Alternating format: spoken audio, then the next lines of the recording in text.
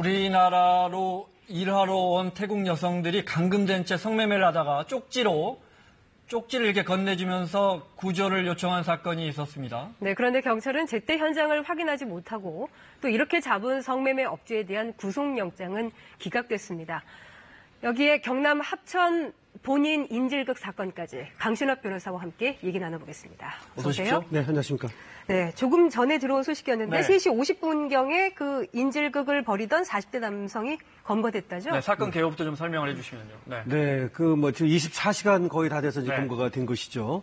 4일 날 아침 9시 반에 자기 아들을 학교에 가서 데리고 가가지고 결국 이제 그때 이제 아내하고 다퉜다는 거 아닙니까? 네. 그래서 아들을 데리고 나가서 자신이 맡겨놨던 경찰서에서 엽총을 찾아요. 이 엽총을 가지고 결국 합천 쪽으로 이제 가가지고 인질극이 시작이 된 건데 그때 이제 자기가 아들과 함께 죽겠다 이런 문자를 보냈습니다. 그래서 이제 학교에서도 또 신고를 했고 그 문자를 받은 처도 또 신고를 해서 전처도 이렇게 해서 이제 이 사건이 있었던 것인데 문제는 이제 엽총으로 이제 무장했다는 거 이것이 이제 큰 문제가 돼서 금방 이제 검거를 하지 못했고요. 더군다나 이제 아들을 인질로 잡았지 않습니까? 물론 이제 아들은 10시 반 정도 돼가지고 어젯밤에 풀어줬습니다. 그렇지만 이제 계속해서 본인을 이제 자살하겠다.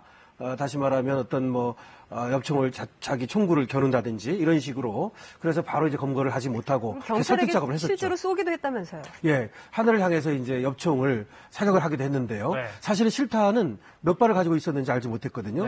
사실은 그 경찰서에 총구를 맡길 때에는 총만 맡기지 실탄까지는 맡기지 않기 때문에 예, 그렇습니다. 그래서 상당히 위험한 상황이었죠. 본인이 자해할 가능성도 있는 것이고 또 경찰을 위해할 가능성도 있어서 아주 조심스럽게 접근했던 것이죠. 요구 조건은 그러니까 전처를 불러와라 뭐 이런 거군요. 갈등이 있었으니까. 처음에는 이제 전처를 불러달라고 얘기를 했다가 또 이제 오늘은 이제 뉴스 채널 방송국에 전화를 해서 이제 어머니까지 같이 한 자리에 모아달라. 그래서 통화를 하게 해달라 뭐 이런 요구를 계속 했다고 그래요. 아무래도 이제 이 사건을 보면서 씁쓸한 것은 여기는 여러 가지 요소가 나타나지 않습니까? 아들을 인질로 삼는다든지 내지는 전처와 이혼의 문제, 이 가족이 해체된다든지 이런 여러 가지 이제 또 엽총이라고 하는 요소가 등장을 하고 또 자신이 자살하겠다 이런 것들이 이제 등장을 해서 어쩌면 오늘날의 어떤 가정 해체의 모습을 보여주고 있어서 씁쓸합니다. 자, 그럼 그 대치극이 어제 경찰과의 본격적인 대치는 어제 오후 4시부터였으니까 거의 24시간 만에 끝났는데요. 화면 보시겠습니다.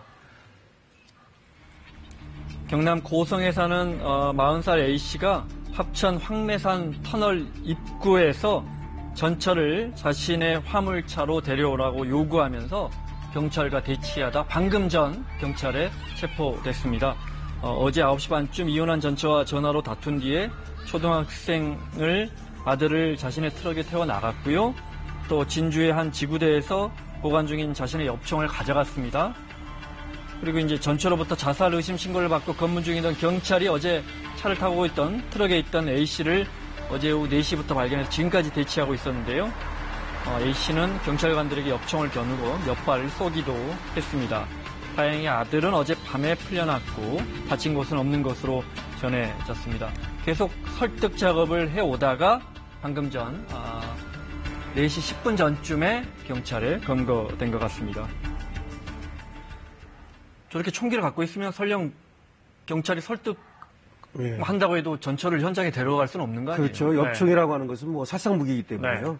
그래서 사실 현장에 전처라든지 또 아들 그리고 어머니까지도 와 있었습니다. 그래서 계속해서 설득 작업을 했습니다마는 그 근처로 갔을 때 어떤 일이 벌어질지 모르기 때문에 아까 말씀드린 것처럼 본인이 또 자해할 가능성도 있고 다른 사람을 위해할 가능성도 있고요. 그다음에 경찰들도 섣불리 접근할 수가 없었죠. 그래서 계속해서 이제 설득 작업을 하다가 아무래도 이제 잠을 오랫동안 못 자고 하다 보니까 이 본인이 조금 이제 주위가 산만해진 뜸을 타서 트럭 바깥으로 트럭 안에 있었거든요. 유인을 해서 이제 검거를 했다고 합니다. 네. 근데 그 엽총을 가지고 있었잖아요. 어떻게 소유하게 된 거죠? 엽총은 이제 그 유해 조수 포획단이라고 그래가지고 네. 그것을 이제 신고하면 그런 자격증을 가질 수가 있거든요. 네. 그런데 6월 중순부터 7월 말까지는 이것이 이제 그 하나의 허가된 기간입니다. 네. 그래서 이 총기를 경찰서에서 맡겨놓는데 이렇게 또 가지고 나오는 것이 비교적 자유롭습니다. 그래서 7월 1일 날도 총기를 이제 갖다가 또 어떤 그 사냥이라든지 이런 데 써먹었는가 봐요. 네. 그런데 7월 4일 날 다시 가가지고 이제 총을 가지고 나왔던 것이죠. 네. 그래서 총을 가지고 나온 것은 합법적입니다. 네. 총을 소지한다든지 네. 이것은 이제 포획단, 다시 말해 사냥을 하기 위한 그런 어떤 허가를 받은 것이죠. 유해조수 포획 단원이기 네, 때문에. 그렇습니다. 네. 다행히 그래도 인명피해가 없었지만 처벌은 피할 수 없죠. 그렇습니다. 이게 사실은 사건은 어떻게 보면 자기 아들이고 네. 그리고 또 뭐 전처를 불러달라. 네. 이거 어떻게 보면은 별게 아닌 것처럼 이렇게 볼 수도 있습니다만은 죄로 따지면은 굉장히 큽니다. 먼저 미성년자를 약취 유인한 것으로 보거든요. 네. 그래서 미성년자 약취 유인죄는 성년을 하고 또 달라가지고 특가법이 적용이 되고요. 특정 범죄 예, 가중처벌. 그렇습니다. 네. 특정 범죄 가중처벌 법률. 그다음에 또 하나는 공무원을 지금 공무원이 와서 공무를 집행하는 거 아닙니까? 네. 그런데 총기로 위협을 한다든지 네. 이렇게 했기 때문에 특수공무집행 방해가 됩니다. 아, 네. 그래서 지금도 이 두 가지 범죄로 긴급 체포를 했다고 전해지고 있거든요. 네. 그래서 사실은 이 자신이 자살을 하려고 이렇게 해프닝처럼 했는지 모르겠으나 죄로 따지면 상당히 네. 중형에 처해질 가능성이 있습니다. 알겠습니다. 특히 총을 몇 발 발사했다는데 그것도 만약에 경찰로 위협 사격했다면 그 처벌이 굉장히 커지는 거죠. 그렇게 예, 되면? 그렇습니다. 네. 그런 것까지 다 이제 특수공무집행 방해라고 볼 수가 있는 것이죠. 네, 알겠습니다. 자, 다음 사건 이야기해 보겠습니다. 부산에서 한 태국 여성이 불법 성매매 업소에 우리가 감금돼 있다 이렇게 슈퍼에 들리면서 이 쪽지를 건네면서 구조된 사건이 있었는데요. 화면으로 보시겠습니다. 지난 5월에 새벽 시간입니다. 인적이 드문 새벽 시간에 부산의 한 슈퍼마켓에 태국 여성 4명이 들어왔습니다. 각자 물건을 고르는 사이에 한 태국 여성이 점원에게 다가와 쪽지 하나를 건네는데요. 이 쪽지입니다. 서툰 한국어와 우리말과 영어 그리고 태국말이 적혀 있었는데요. 건물 4층에 잡혀있다. 속아서 왔다. 나는 태국인이다. 이런 건물의 4층에 잡혀있다 이런 뜻이죠. 네, 도움 요청입니다. 점원은 태국 여성 일행이 계산을 한 뒤에 포인트를 적립하면서 말한 전화번호를 받아 적어뒀다가 쪽지와 같이 다음날 아침 일찍 경찰에 신고했습니다. 물건을 사고 나면 포인트 적립을 하는데 적립하는 그 번호를 기억해놨다가 메모지에 제출할 때 같이 적어놓으므로 해서 저희들이 수사하는데 상당한 도움이 됐죠. 그 전화번호의 명의자 강모 씨는 유사 성매매 업소를 운영했던 전력이 있던 사람이었고요. 경찰이 슈퍼마켓 주변 CCTV를 분석해서 태국 여성 일행의 행방을 쫓았는데 찾기가 쉽지 않았습니다.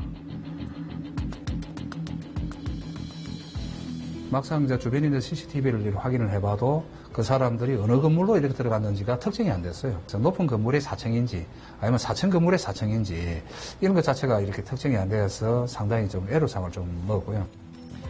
그런데 슈퍼마켓에서 쪽지를 건넨 이틀 뒤에 같은 여성이 그 태국 여성이 SNS를 통해 한 외국인 근로자 센터에 도움을 요청하면서 마사지 업소에 그 주소를 남겼습니다.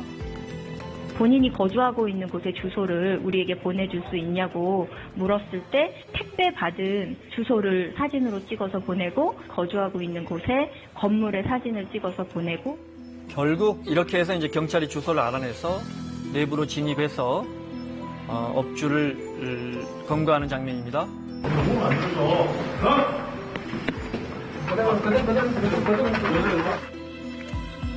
건물 내부에 성매매 흔적들이 곳곳에서 발견됐고요. 태국 여성 여러 명이 있죠. 근데 이제 결과적으로는 검거를 했습니다.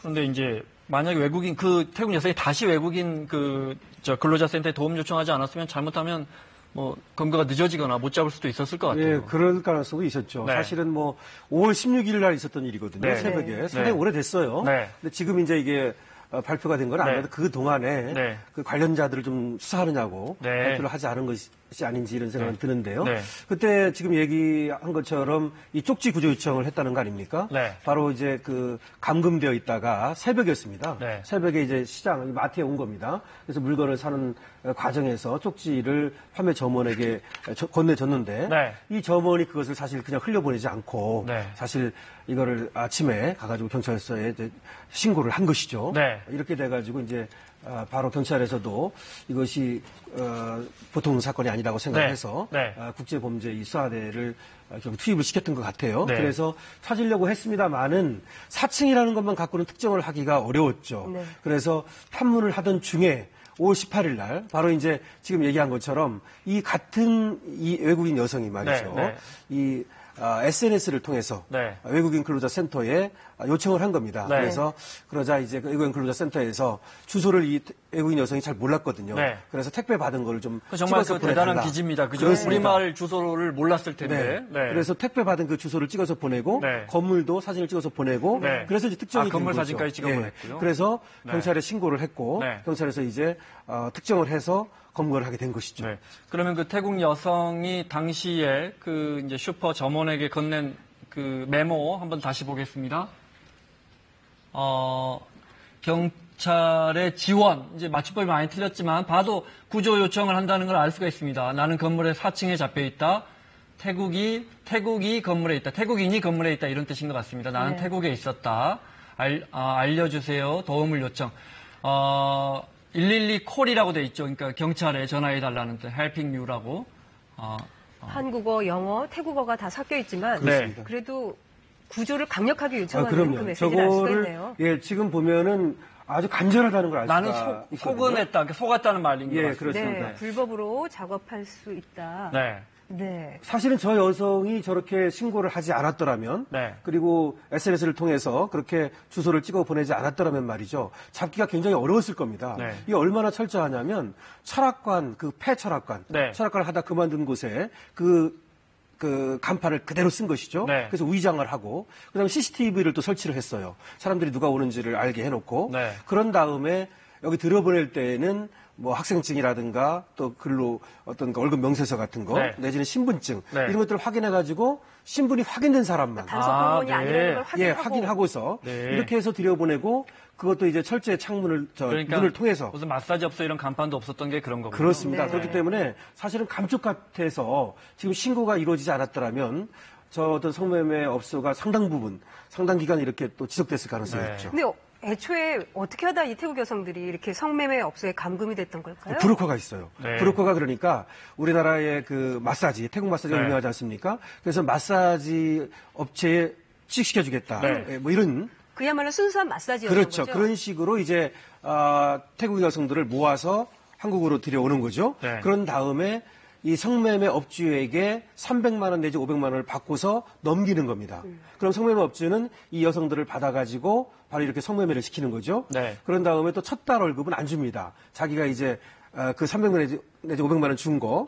네. 뭐 소개비 같은 예, 거. 그걸로 소개비로 이제 소위 이제 상계를 하고 네. 그런 다음에 이제 그 다음부터 받은 그 성매매 그 대금 요걸 네. 이제 일부 나눠주는 형식으로 이렇게 했는데 문제는 이제 감금을 해놓고 네. 거의 이제 철제 그 문까지 만들어 놓고 네. 이렇게 해서 나가지 못하게 네. 강제로 이렇게 했다는 얘기죠. 그러면 이게 기본적으로 석 달이 아마 관광 비자로 들어올 때니까 석 달일 그렇습니다. 텐데. 네. 그럼 이게 뭐 6개월씩 이렇게 불법으로 어떤 일을 하던 뭐 성매매 업소 일을 하면 그럼 그거 자체가 이제 불법이 되는데 그렇습니다. 그 뒤에는 그냥 강제 출국 당하게 되는 겁니까? 만약에 풀려난다 해도? 그렇죠. 관광 비자로 들어와 가지고 네. 사실은 단기적으로 지금 이렇게 불법 취업을 네. 한 거 아닙니까? 네. 그런데 이것이 이제 그 기간이 지난다면은 네. 어쨌든 뭐 강제 추방을 할 수밖에 없을 겁니다. 이 네. 태국 여성들에 대해서는 말이죠. 근데 지금 말씀하신 그 입국시킨 브로커는 구속이 됐습니다. 네. 그런데 성매매 업주는 구속영장이 기각됐더라고요.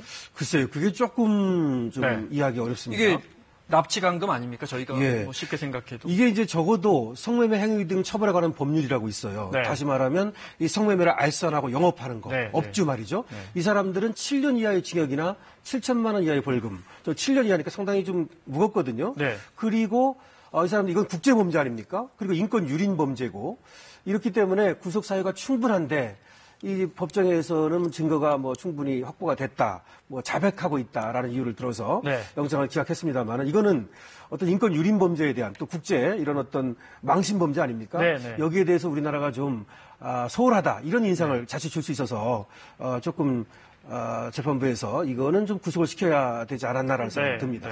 근데 업주 휴대폰의 전화번호가 2만 개가 저장이 돼 있었다는데 예. 그 성매수자들은 어떻게 처벌을 받습니까? 처벌받습니다. 우리나라는 성매매 특별법이라고 있지 않습니까? 성매수자들은 1년 이하의 징역이나 300만 원 이하의 벌금에 처해지는데요. 이번에 이제 그 성매수자들도 한 50명 이상 검거가 됐습니다. 그래서 한번 처벌받게 될 것이고, 그리고 그 업주 또 종업원의 어떤 휴대폰에 잠재적 고객인지 모르겠습니다만은 한 2만 명이 있었다고 그래요. 그래서 아마 이번에 바로 검거가 안 됐더라면 상당히 인권유린 사태가 계속해서 벌어졌을 가능성이 있어서 그나마 늦게라도 좀 검거가 된 것이 다행이죠. 네.